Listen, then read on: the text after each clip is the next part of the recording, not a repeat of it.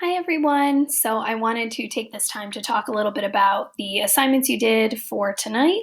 You're going to be viewing this on Thursday, and it's going to hopefully get you all caught up to where you need to be before you jump into the assignments that are due for Sunday night.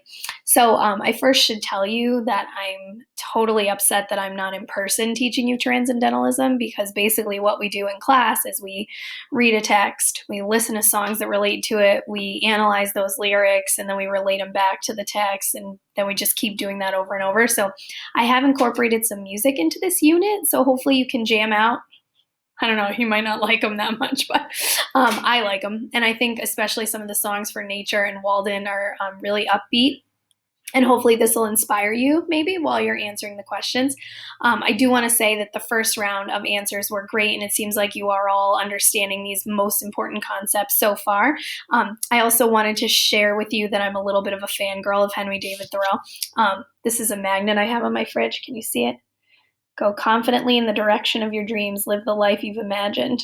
Henry David Thoreau. I'm not even saying his name right. I'm a big fan of him. It's actually pronounced Thoreau, but I've said it wrong my whole life, so I'm not changing now.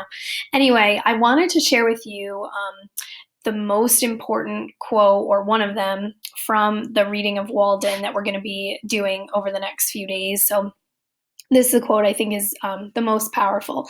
I went to the woods because I wished to live deliberately, to front only the essential facts of life and see if I could not learn what it had to teach, and not, when I came to die, discover that I had not lived. I did not wish to live what was not life. Living is so dear.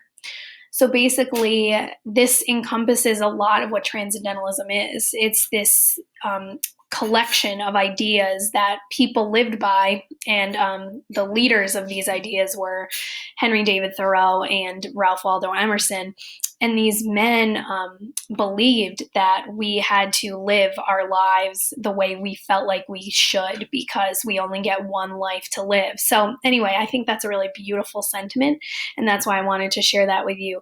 Going to the tenets of Transcendentalism that you looked at yesterday, when you were going through the slideshow, there's this graphic that I would ordinarily have explained to you when we were in class, but it talks about God, man, and nature, and how that encompasses Transcendentalism, and how those three things are all related all the time. And so what that means is, like, and I don't necessarily like to think of it as God as in, if you don't go to church, you can't practice Transcendentalism. I like to think of it as spirituality. So there's this connection between man and God that is formed in nature. And this is all part of this oversoul. So many of you mentioned that in your close read answers. So you're absolutely right there. So that's really important.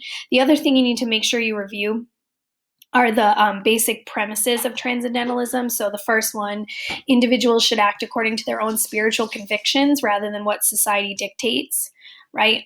Obviously, I'm not doing this. I'm not taking a year off of teaching, but it would be something that society would frown upon. But it would be, if it was something I really wanted to do, then that would be something that would be more important to the Transcendentalist than what society dictates. So for those of you thinking about going to college in the future, that's kind of what society tells us to do. You have to go off to college, but maybe some of you want to go join the Peace Corps, and Transcendentalists would be all behind you on that. The second premise of Transcendentalism is that God is part of the world. It's not like we only meet God when we are in heaven. So this gets at that spirituality element.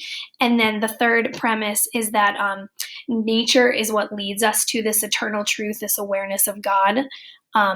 And then also the other thing that leads us to that awareness is our feeling of intuition, because the only way we can connect with God is to listen to God's voice through us. So that's what Transcendentalists believe. And then the last one, again, the oversoul. Every individual is eternally connected. So this makes me think of like Colors of the Wind with Pocahontas.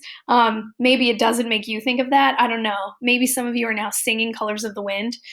That's fine. Just let that happen. Let it happen.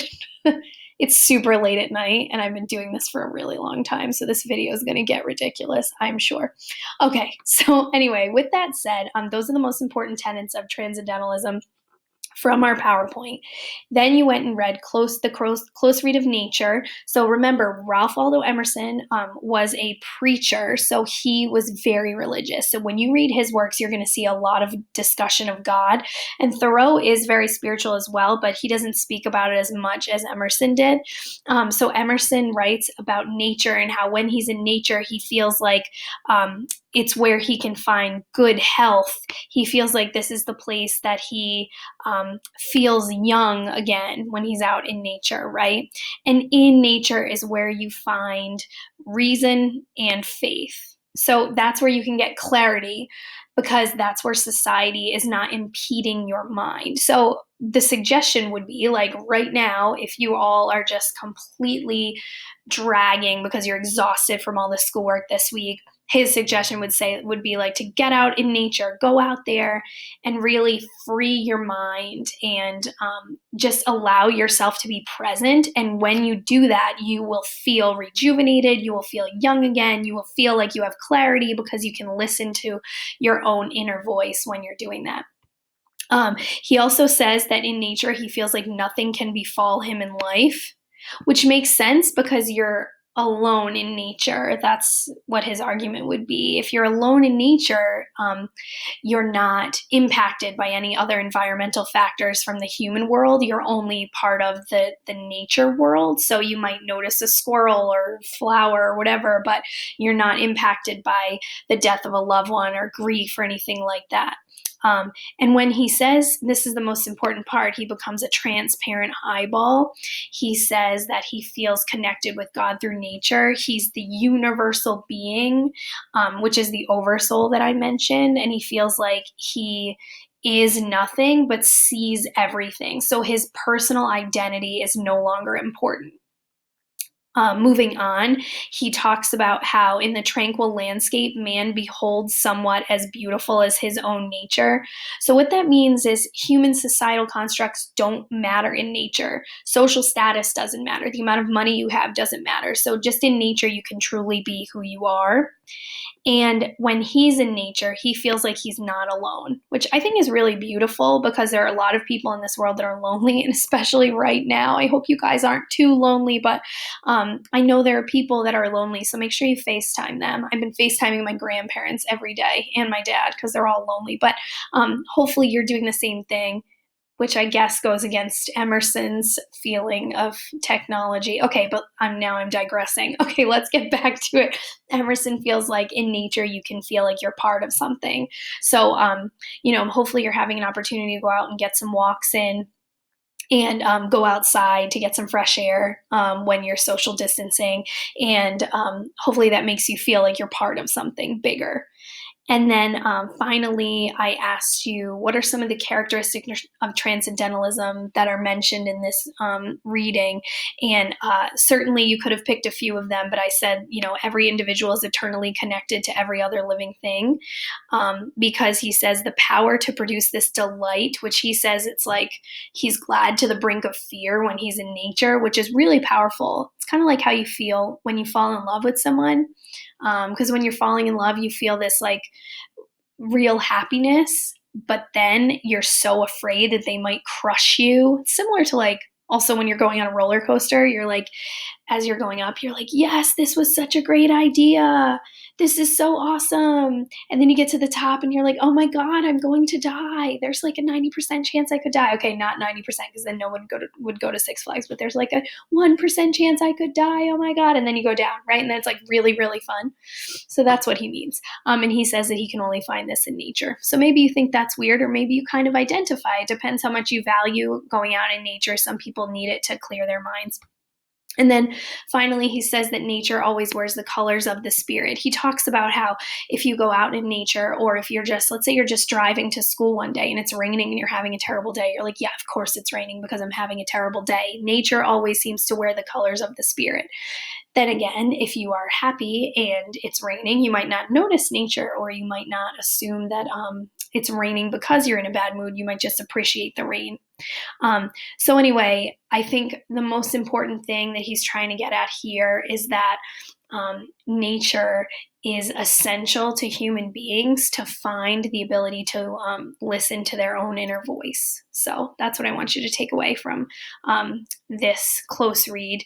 And also, just keep in mind the most important quote, I'm just going to scroll down to it, is this one. So make sure you annotated that on your paper, if you have a paper, or just the electronic version that I sent back to you. The last thing you had to do was look at the Henry David Thoreau excerpts from his piece, Walden. So Walden is a very long book. I've read the whole thing. It's super long. We're not reading the whole thing. And even though he's my boy, he spends a lot of time saying a lot of things that aren't super important. So that's why we're not reading the whole thing. In tonight's homework, that's, well, starting tomorrow, I guess, I am going to mention that I love Henry David Thoreau. I think I started this video by saying that, but I just need you to understand I love Henry David Thoreau. I did not name my son after him, but I could have. I didn't think of it at the time, so it's kind of awesome that my son's name is Henry.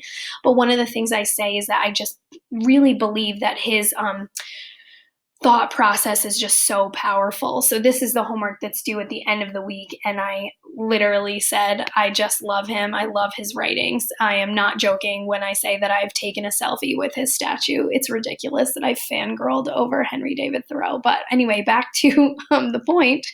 So the Newsella article talks about why he went into the woods, and you're going to be watching a video that talks more about this and why he did this experiment in the first place. So you've read this, and this gives you some hints as to why he went there, what he wanted to do, and many of you talk about he wanted to live simply, and that is one of the reasons why he went into the woods. But remember, he also wanted to live his life deliberately, and what that means is he felt like if he didn't make the choice to go out into the woods and live his life for him, then he would very easily get swept up into society's expectations.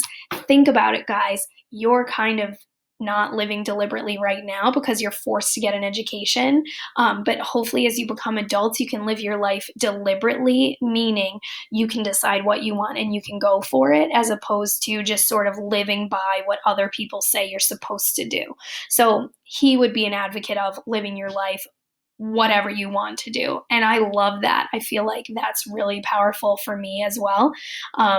So anyway, you've read this first part of Thoreau's text, and this is from the chapter Where I Lived and What I Lived For. And then later in the text, there's obviously chapters about how he leaves Walden Pond, and you're going to be reading those in the coming Newsella articles.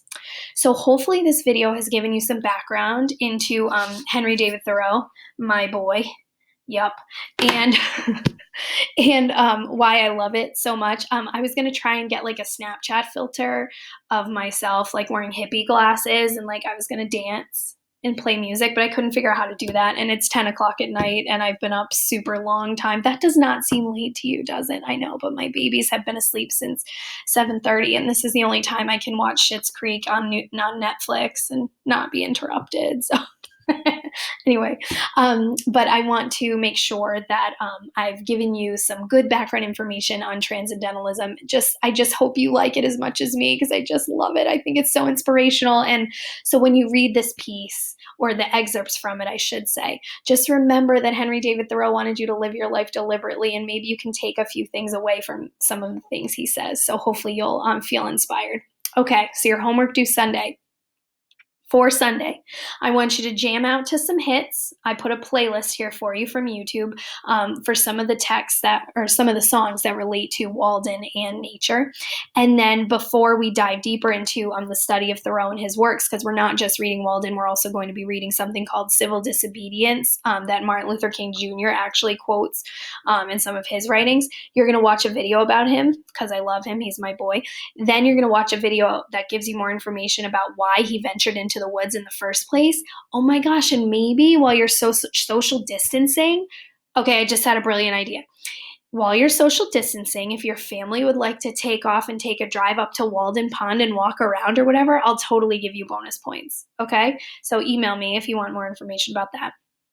It's right in Massachusetts. It's not that far away. And there's some nice days coming up, so maybe you want to get out with your family and get outside. And then finally, I said you have to complete the 2 Newsella readings. So the readings are both about Henry David Thoreau. The first one is like a little bit of background on him, and the second one is leaving Walden Pond. So you're going to learn about him first and answer some questions about him, and then you're going to read the end of his Walden piece. So those are your assignments. Good luck with everything. Email me, and I will also be setting up a Zoom for Friday afternoon so I can just see you guys because I miss you and it's been a long time. And so hopefully you will join me then. All right. Bye.